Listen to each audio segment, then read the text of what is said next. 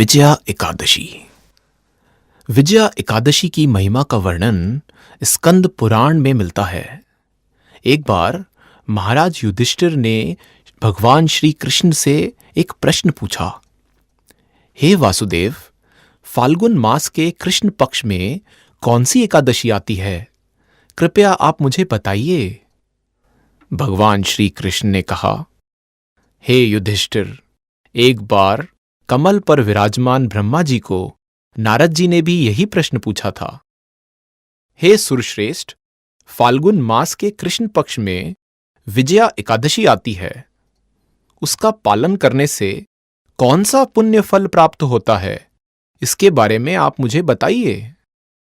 तब ब्रह्मदेव ने कहा, हे नारद, सुनो, मैं तुम्हें एक कथा सुनाता हूं जो सब पापों का हरण करने वाली है। यह व्रत बहुत प्राचीन और पवित्र है। यह विजया एकादशी राजाओं को विजय प्रदान करने वाली है।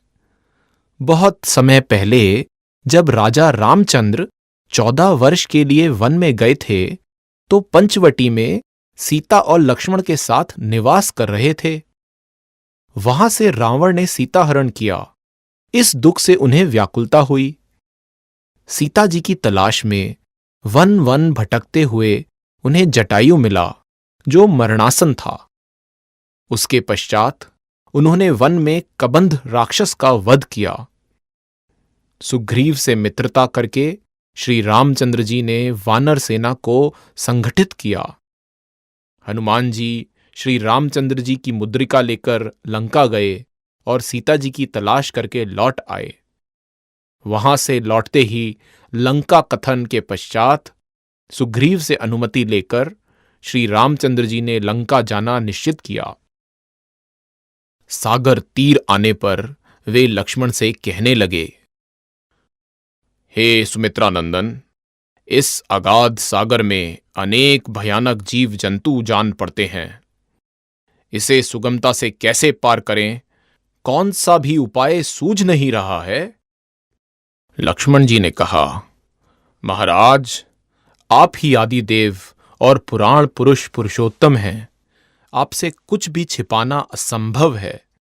इस द्वीप में प्राचीन काल से बलकादभ्य मुनि रहते हैं। पास में ही उनका आश्रम है।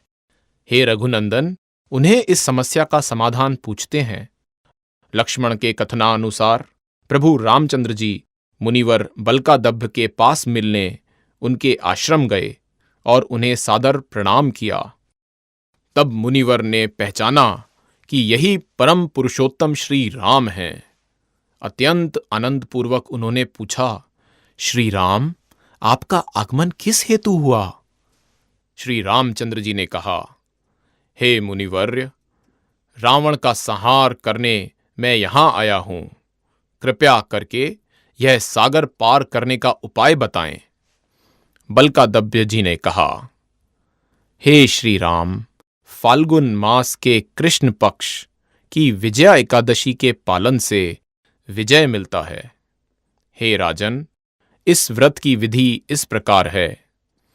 दशमी दिन सोने, चांदी, पीतल, तांबा अथवा मिट्टी के एक कलश की स्थापना करें। उसमें पानी भर के पत्ते डालें।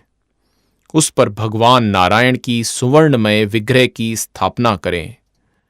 एकादशी के दिन प्रातः काल उठकर स्नान करें।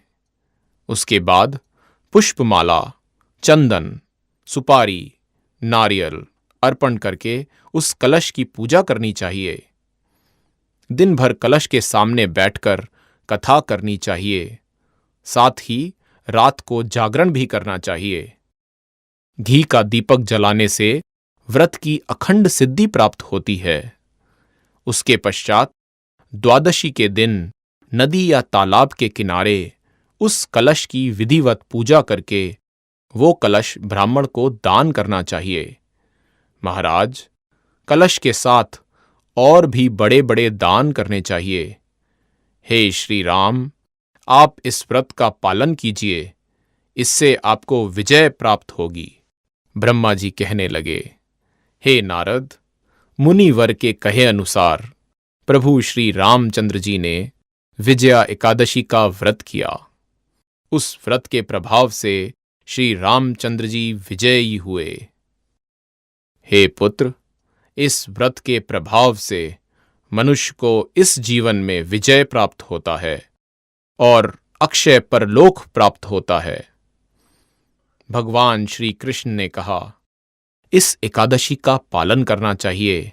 इसका महात्म्य सुनने से वाजपेयी यज्ञ का फल मिलता है।